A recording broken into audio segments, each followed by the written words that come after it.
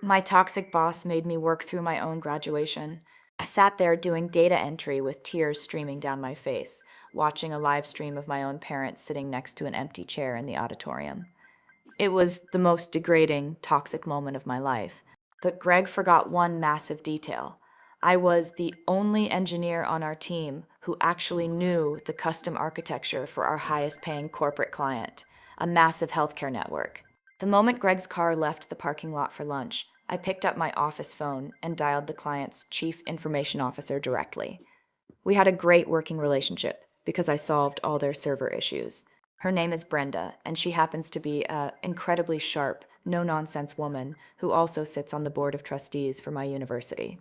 I called her, keeping my voice completely level and polite. Hi, Brenda. I wanted to give you a heads up that your system migration might be delayed this afternoon.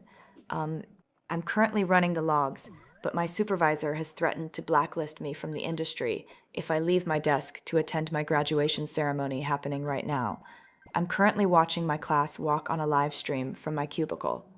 The line went completely dead for 5 seconds. When Brenda spoke, her voice was vibrating with pure, icy rage. Are you telling me your manager is withholding a university milestone under duress? Yes, ma'am, I said. My gown is currently in the trash can next to me. Brenda told me to stay put and hung up. 10 minutes later, the owner of our company, the CEO, who we usually only see in quarterly videos, comes sprinting down the hallway, completely out of breath.